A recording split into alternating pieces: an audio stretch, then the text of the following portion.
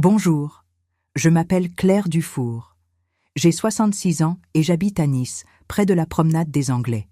Avant de commencer, si cette histoire vous touche, abonnez-vous à la chaîne.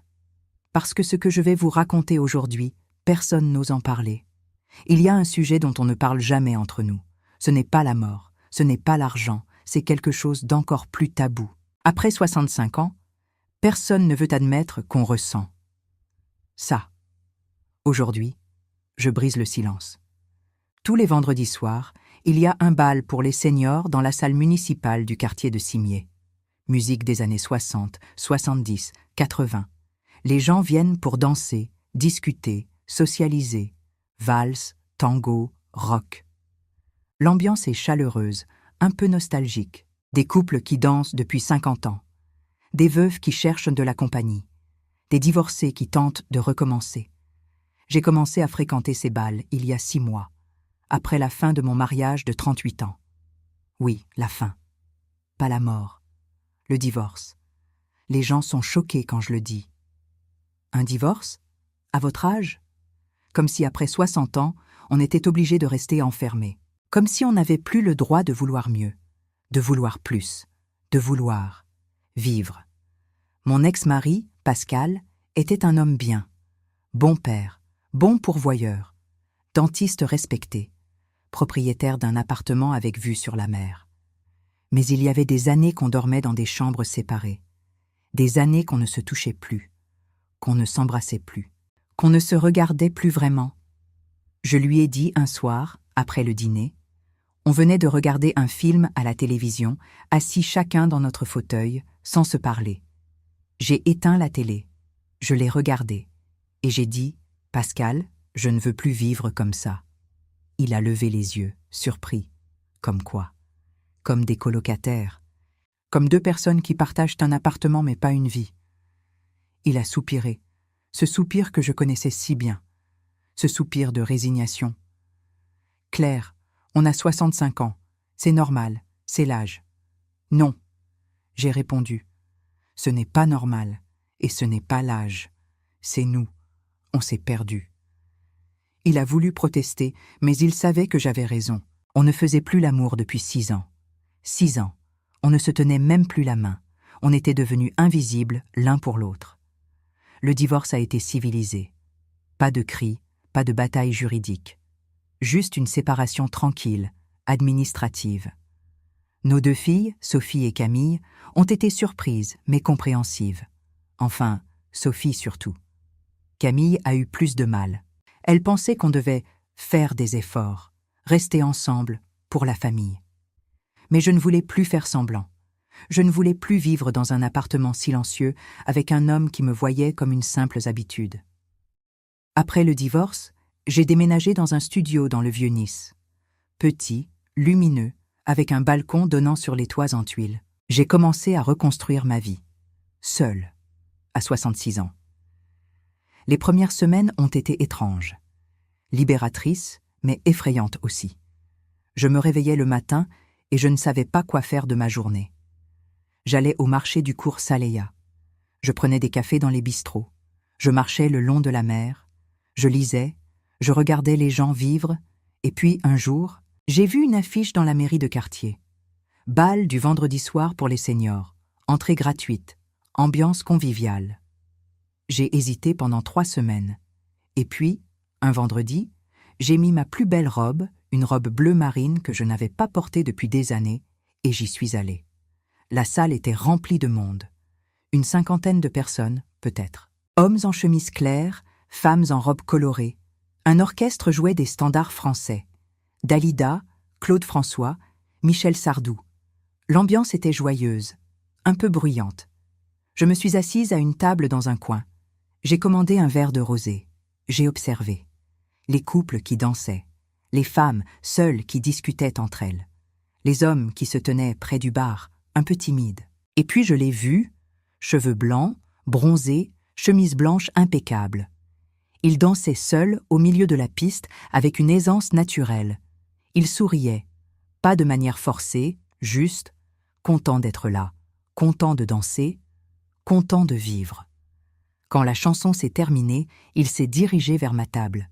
Il m'a regardé droit dans les yeux, et il a dit « Vous accepteriez de danser avec moi ?» J'aurais pu dire non. J'aurais pu inventer une excuse. Dire que j'étais fatiguée, que je ne savais pas danser, que j'attendais quelqu'un. Mais j'ai dit oui. Il m'a tendu la main. Je l'ai prise. Et quand on est arrivé sur la piste, quand il a posé sa main sur ma taille, j'ai senti quelque chose que je n'avais pas ressenti depuis des années. Du désir, réel, physique, urgent. Une chaleur qui montait du ventre, un frisson le long de la colonne vertébrale. Une envie. On a dansé 3 chansons. Il guidait avec douceur, avec assurance. Il sentait bon. Une odeur d'eau de Cologne discrète, mélangée à celle de sa peau. Quand la musique s'est arrêtée, on s'est assis à ma table. On a bu du champagne, on a parlé. De Nice, des voyages, de la vie, des enfants, du divorce, de la solitude. Il s'appelait Antoine, 70 ans, ingénieur à la retraite, divorcé lui aussi depuis 8 ans. 2 fils qui vivaient à Paris. Il habitait un appartement près du port.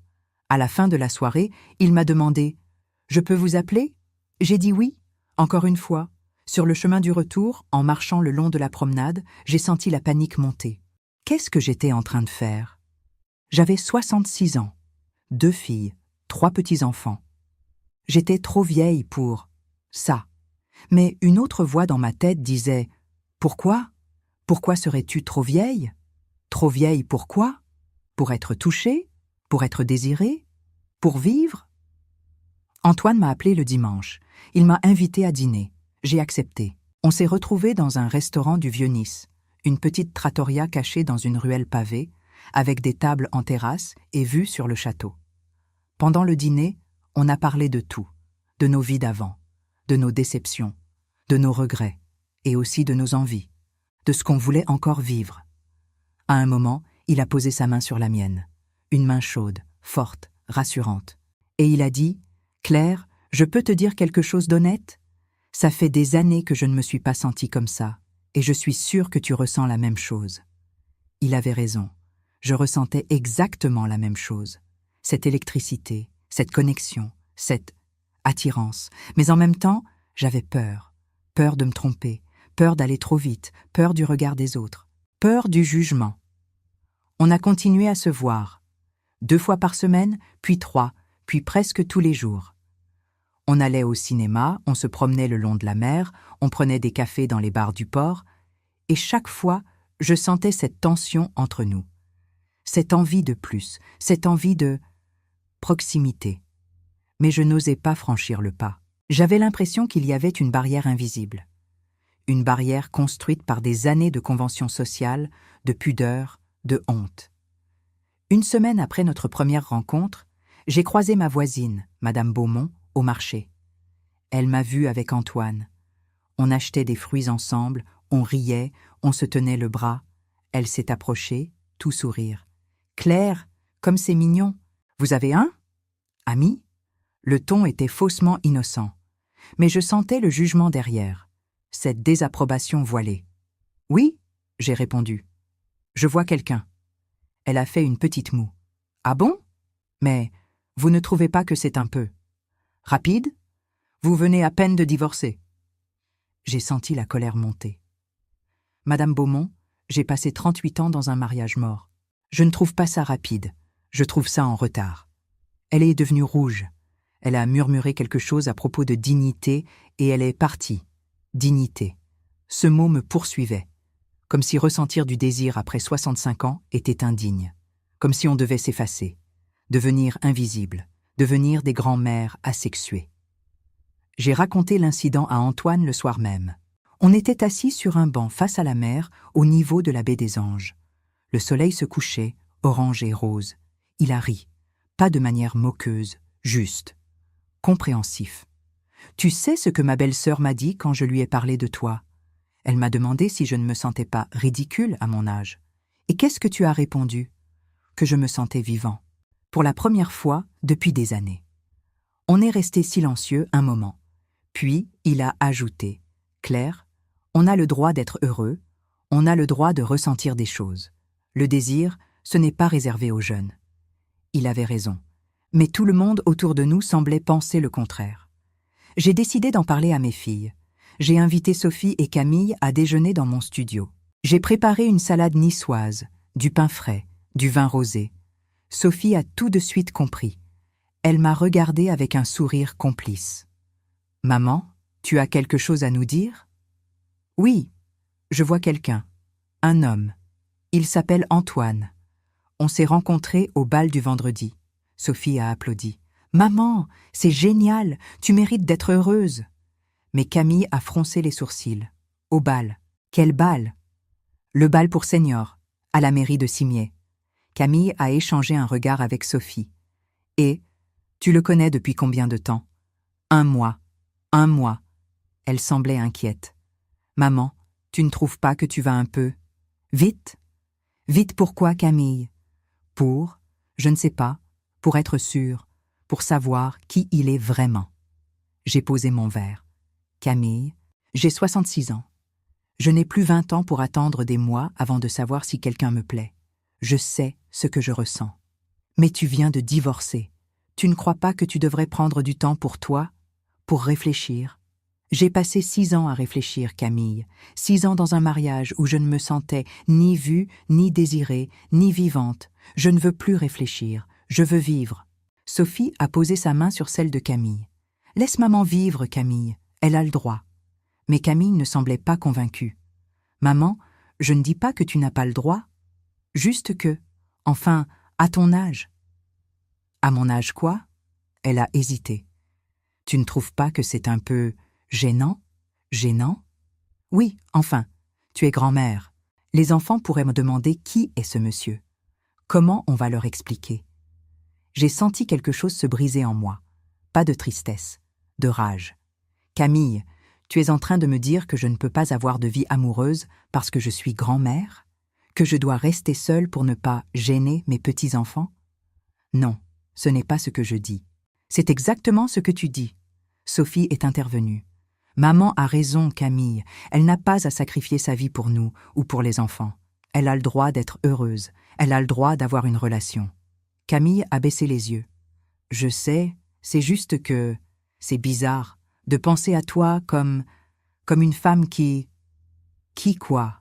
Qui ressent encore du désir ? Qui veut encore être touchée ? Qui veut encore faire l'amour ?»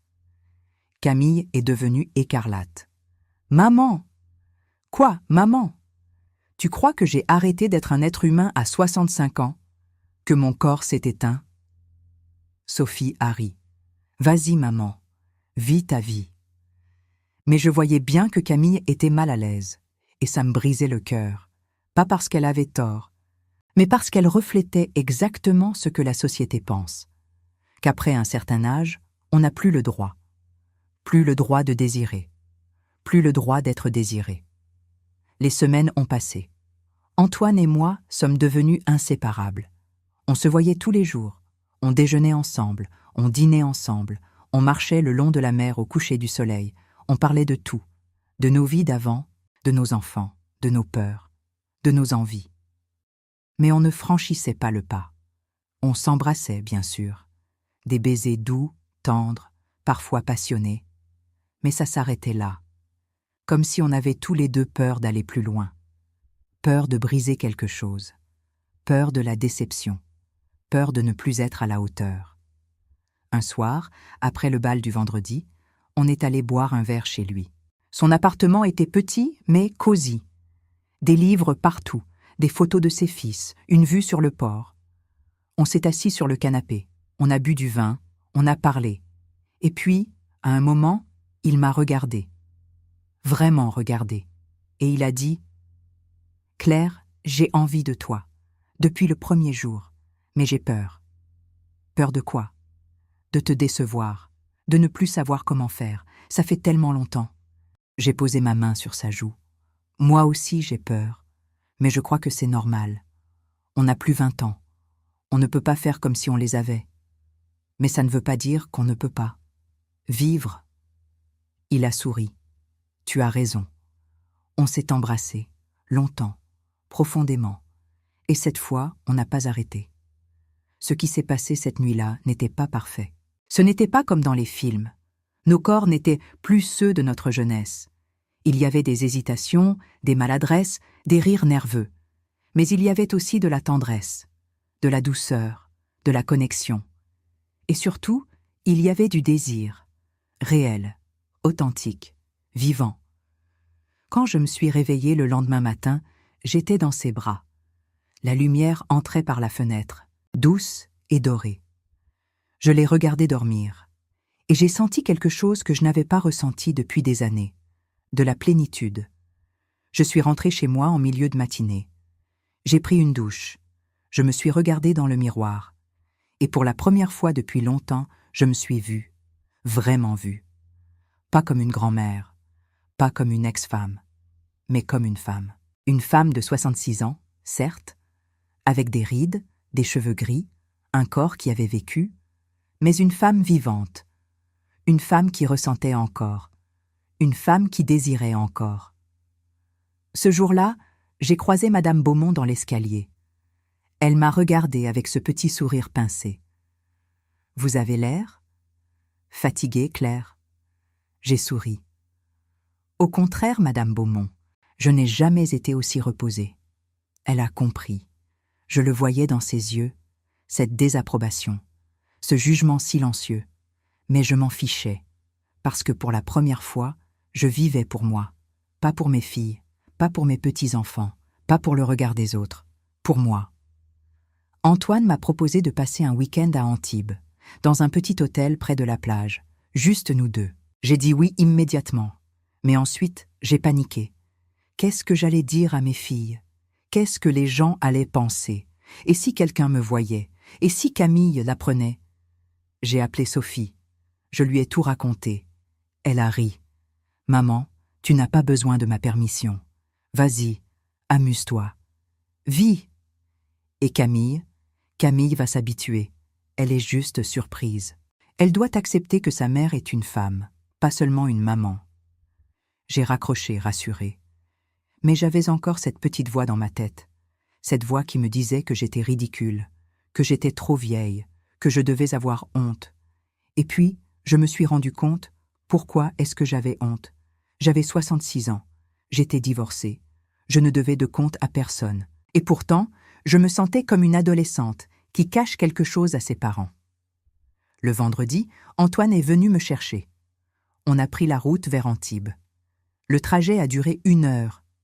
On a écouté de la musique, on a chanté, on a ri. Quand on est arrivé à l'hôtel, j'ai senti mon cœur battre fort. Pas de peur, d'excitation. L'hôtel était charmant, petit, familial, avec une terrasse donnant sur la mer. Notre chambre était simple mais lumineuse. Lit double, balcon, vue sur les voiles blanches des bateaux. On a posé nos sacs. On s'est regardés. Et on a éclaté de rire, comme 2 gamins en escapade. On a passé l'après-midi à se promener dans les rues d'Antibes. On a visité le marché provençal. On a acheté des olives, du fromage, du pain. On a bu du pastis en terrasse, face au port Vauban. Le soir, on a dîné dans un restaurant de fruits de mer près de la plage.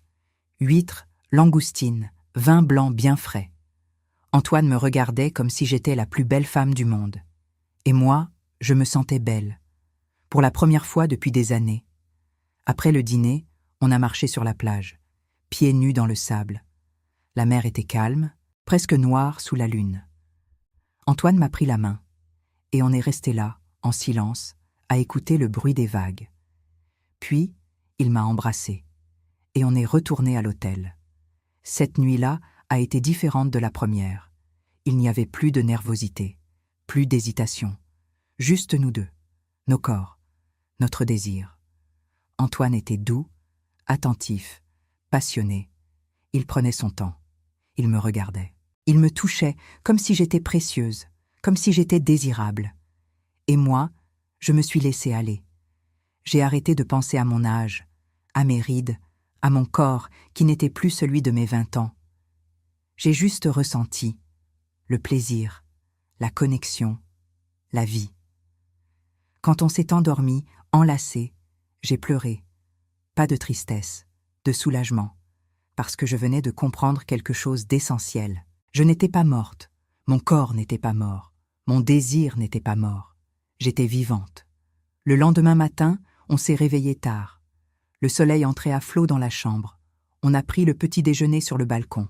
Croissants, confiture d'abricot, café au lait. La mer scintillait en contrebas.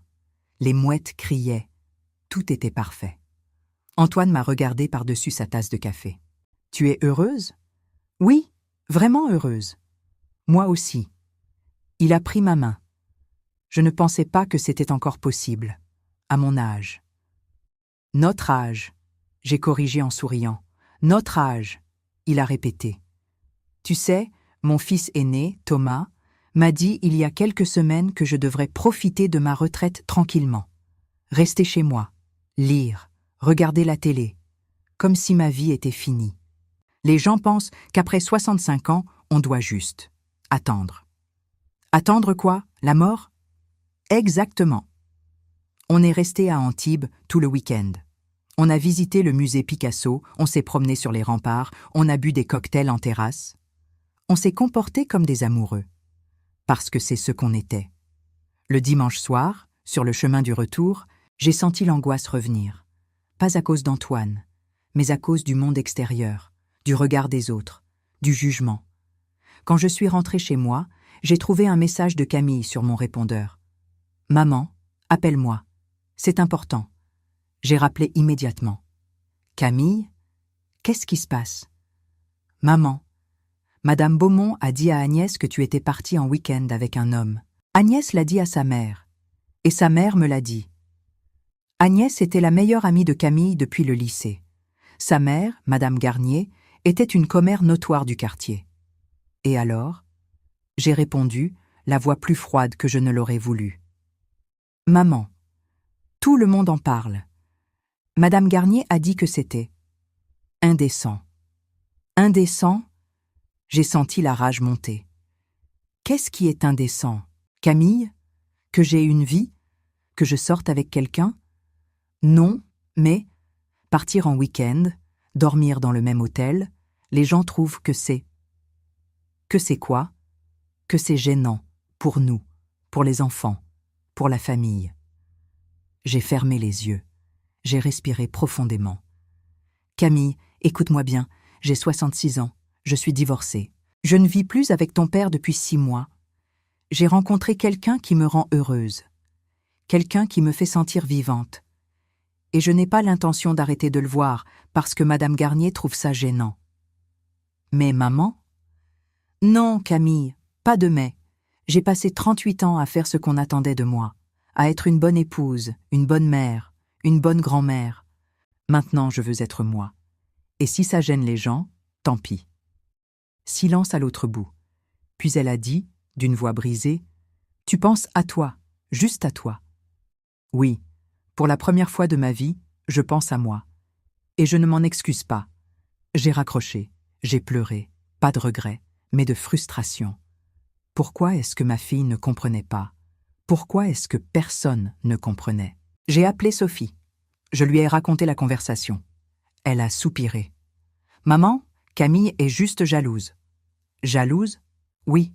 Elle est mariée depuis 20 ans avec Julien. Ils ne se parlent presque plus. Ils dorment dans le même lit, mais ils ne se touchent plus. Elle voit que toi, à 66 ans, tu as une vie amoureuse. Et elle, à 40 ans, elle n'en a plus. J'ai réalisé que Sophie avait raison. Camille ne me jugeait pas vraiment. Elle m'enviait. Parce que j'avais eu le courage de partir, de recommencer, de choisir le bonheur plutôt que la sécurité. Le lendemain, je suis allée au marché.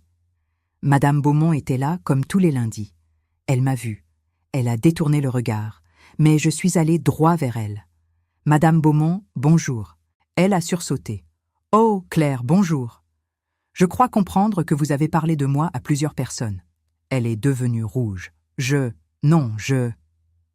Madame Beaumont, je vais être claire. Ma vie privée ne vous regarde pas. Ce que je fais, avec qui je le fais, où je vais, ça ne concerne que moi. Et si vous trouvez ça indécent qu'une femme de 66 ans ait une vie amoureuse, c'est votre problème, pas le mien. Elle a ouvert la bouche. Rien n'en est sorti. J'ai tourné les talons et je suis partie. En rentrant chez moi, je me sentais légère, libérée, parce que j'avais enfin dit tout haut ce que je pensais tout bas depuis des mois. Je n'avais pas honte. Je n'avais pas à avoir honte. Antoine m'a appelé dans l'après-midi. « Ça va? Tu as l'air bizarre ?» Je lui ai raconté la conversation avec Camille, la confrontation avec Madame Beaumont, les ragots du quartier. Il a ri. « Bienvenue au club. Mon fils Thomas m'a dit la semaine dernière que je me ridiculisais, qu'à 70 ans, je devrais être plus sérieux. Qu'est-ce que tu lui as répondu? Que j'étais sérieux, sérieusement amoureux. J'ai senti mon cœur se gonfler. Amoureux? Oui, Claire. Je suis amoureux de toi. Personne ne m'avait dit ça depuis des décennies. Pas Pascal. Personne. Et là, un homme de 70 ans, au téléphone, me disait qu'il était amoureux de moi. Moi aussi, j'ai murmuré. Je suis amoureuse de toi. On s'est vus le soir même, on a dîné chez lui. On a parlé de tout, de nos enfants qui ne comprenaient pas, de la société qui nous jugeait, de notre peur de vieillir, de notre envie de vivre. Et on a fait l'amour. Encore. Avec encore plus de tendresse, encore plus de passion, parce qu'on savait maintenant qu'on n'avait plus peur. Plus peur du regard des autres, plus peur du jugement, plus peur de notre âge. On était vivants, et on allait le rester. Les semaines qui ont suivi ont été les plus belles de ma vie. Antoine et moi étions inséparables. On allait au bal tous les vendredis. On dansait, on riait, on vivait. Les autres habitués du bal nous regardaient avec un mélange d'envie et de désapprobation.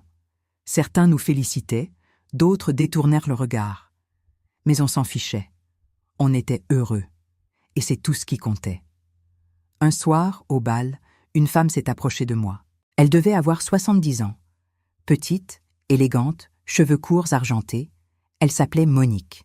« Excusez-moi », elle a dit timidement. « Je peux vous parler une minute ?»« Bien sûr. » On s'est assise à une table à l'écart.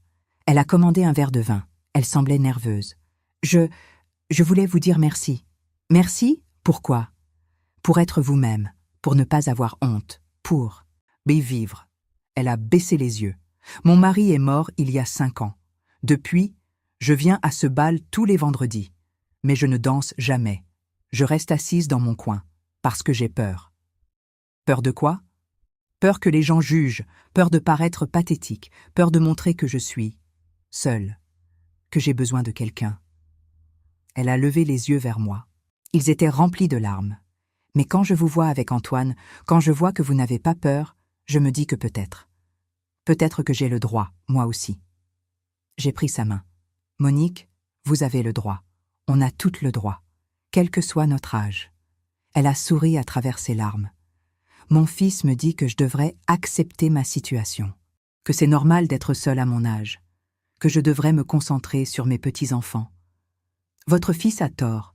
Vous avez le droit d'être heureuse.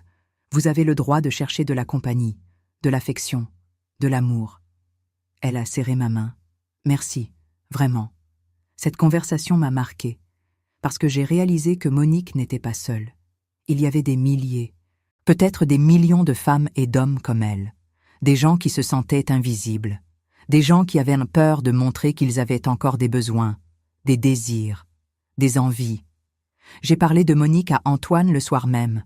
On était chez moi, sur le balcon, en train de boire du thé et de regarder les toits de Nice sous la lune. « Tu crois qu'on devrait faire quelque chose ?»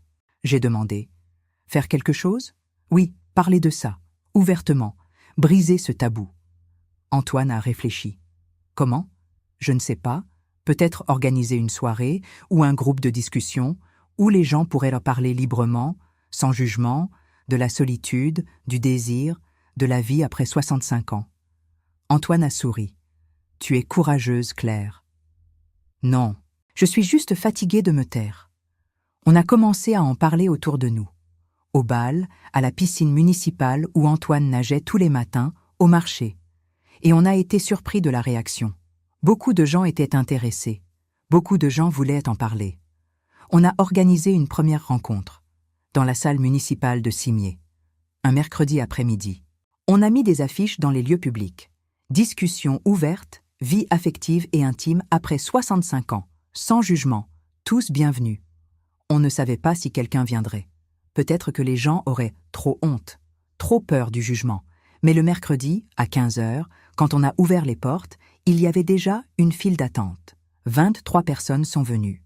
23 personnes âgées de 63 à 82 ans. Hommes et femmes, veufs, divorcés, célibataires. Tous avec la même question dans les yeux. Ai-je encore le droit? On s'est assis en cercle. Antoine a pris la parole en premier. Bienvenue à tous. On est ici pour parler de quelque chose dont personne ne parle. La vie affective et intime après 65 ans. Le désir. La solitude. Le besoin de toucher et d'être touché. Silence. Puis une femme a levé la main. Cheveux blancs, lunettes fines.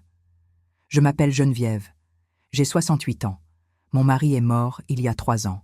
Et je me sens terriblement seule. Pas juste seule pour parler, seule physiquement. Je n'ai plus personne qui me touche, personne qui me prend dans ses bras. Et j'ai l'impression de devenir folle. Elle a éclaté en sanglots. Une autre femme s'est levée et l'a prise dans ses bras. Moi aussi, elle a murmuré. Moi aussi. Et puis, un par un, les gens ont commencé à parler, à dire ce qu'ils ressentaient, à briser le silence. Un homme de 75 ans a raconté qu'il n'avait pas eu de rapport sexuel depuis 8 ans, qu'il se sentait mort à l'intérieur. Une femme de 70 ans a dit qu'elle avait rencontré quelqu'un sur Internet, qu'ils s'étaient vus, qu'ils avaient couché ensemble et qu'elle s'était sentie honteuse après, parce que ses enfants trouvaient ça gênant. Un homme de 82 ans a expliqué qu'il allait voir des prostituées, pas pour le sexe, juste pour être touché, juste pour sentir une main sur sa peau. Et qu'il avait honte, tellement honte. J'ai écouté toutes ces histoires et j'ai réalisé quelque chose. On n'était pas seuls. On était des millions à se sentir invisibles, à avoir honte de nos désirs, à croire qu'on n'avait plus le droit. À la fin de la rencontre, Monique s'est levée. Elle tremblait. Je veux juste dire merci. Parce que pour la première fois depuis 5 ans, je ne me sens pas seule, je ne me sens pas anormale. Merci. Tout le monde a applaudi, et j'ai vu des larmes sur presque tous les visages. On a décidé de faire ces rencontres tous les mercredis et de créer un groupe. Pas un groupe de soutien, pas une thérapie, juste un lieu où les gens pouvaient être honnêtes, où ils pouvaient dire « J'ai 70 ans, et je ressens encore du désir. » Et ce n'est pas honteux. Le groupe a grandi, 30 personnes, puis 50, puis 80. Les gens venaient de toute la région, de Nice, de Cannes, de Menton, de Grasse. Certains ont trouvé l'amour dans ce groupe. D'autres ont juste trouvé de l'amitié, de la compréhension, de la validation. Mais tous ont trouvé quelque chose d'essentiel. La permission de vivre. Aujourd'hui, 6 mois après ce premier bal, je peux dire que ma vie a complètement changé. Non pas parce que j'ai rencontré Antoine, mais parce que j'ai arrêté d'avoir honte. Antoine et moi vivons ensemble maintenant. On a loué un appartement plus grand, dans le quartier de Fabron, avec vue sur la mer. Mes filles viennent nous voir régulièrement. Sophie est heureuse pour moi. Camille commence à comprendre. Elle a même admis, il y a quelques semaines, qu'elle enviait ce que j'avais. Cette liberté, cette joie. Le groupe continue de se réunir tous les mercredis. On a même commencé à organiser des sorties, des dîners, des randonnées, des week-ends, des moments où les gens peuvent être eux-mêmes, sans jugement. Monique a rencontré quelqu'un, un veuf de 74 ans. Ils ne vivent pas ensemble, mais ils se voient plusieurs fois par semaine. Et elle est radieuse. Pour la première fois depuis des années, elle se sent vivante. Geneviève, la femme qui avait pleuré lors de notre première rencontre, vient maintenant au bal tous les vendredis. Elle danse, elle rit, elle vit. Elle ne cherche pas forcément une relation, mais elle a retrouvé la joie, la connexion, le toucher. Et moi, je danse, je ris, j'aime, je fais l'amour, je vis pleinement, sans honte, sans culpabilité, parce que j'ai compris quelque chose d'essentiel. Le désir ne meurt pas à 65 ans. L'amour ne s'arrête pas parce qu'on a des cheveux gris. L'intimité n'est pas réservée aux jeunes. On a le droit, tous, quel que soit notre âge, on a le droit de désirer, d'être désiré, de toucher, d'être touché, d'aimer, d'être aimé. Et si la société trouve ça gênant, tant pis, parce que la société a tort. Il y a quelques jours, j'ai reçu un appel de Camille. Elle pleurait. « Maman, tu avais raison. Julien et moi, on ne s'aime plus. On fait semblant depuis des années. Et je ne veux pas finir comme ça. Je ne veux pas attendre d'avoir 66 ans pour commencer à vivre. » Je lui ai dit « Alors ne fais pas semblant, Camille. La vie est trop courte. Ne gaspille pas tes années à attendre. » Elle m'a dit qu'elle allait réfléchir, qu'elle allait peut-être demander le divorce.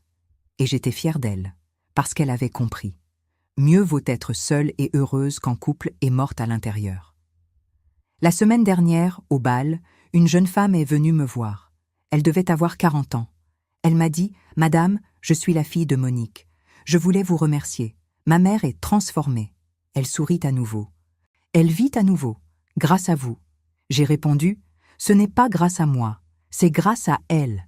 Elle a eu le courage d'accepter qu'elle avait encore le droit de vivre. » Cette jeune femme a souri. « Vous savez, j'ai toujours vu ma mère comme une mère, juste une mère.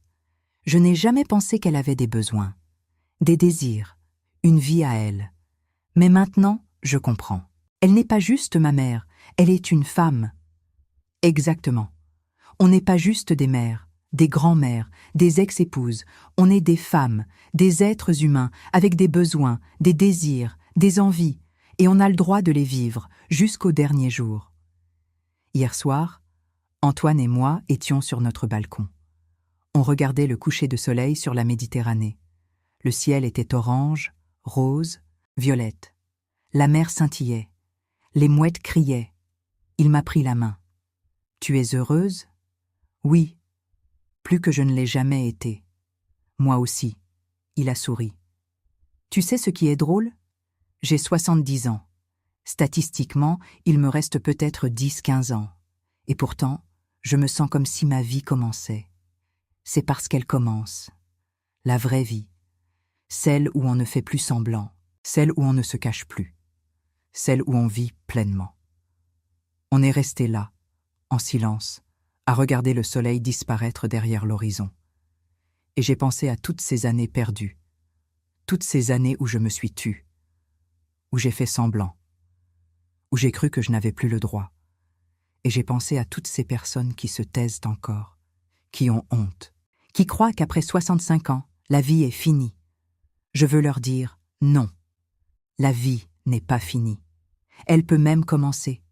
Si vous avez le courage de briser le silence, de refuser la honte, de dire « j'ai le droit de vivre, j'ai le droit de désirer, j'ai le droit d'être heureux », parce que le désir n'a pas d'âge, l'amour n'a pas d'âge, la vie n'a pas d'âge. Je m'appelle Claire Dufour, j'ai 66 ans, je suis en couple avec un homme merveilleux. Je fais l'amour, je danse, je ris, je vis, et je n'ai pas honte, pas une seconde. Si cette histoire vous a touché, partagez-la, parce que quelque part, il y a quelqu'un qui a besoin de l'entendre, quelqu'un qui a besoin de savoir qu'il n'est pas seul, qu'il a le droit, qu'il peut encore vivre. Abonnez-vous à la chaîne pour plus d'histoires vraies qui brisent les tabous. Merci de m'avoir écouté, et n'oubliez jamais, vous avez le droit, toujours, quel que soit votre âge. Vivez, pleinement, sans honte, sans regret, parce que la vie est courte, et elle est belle, à tout âge.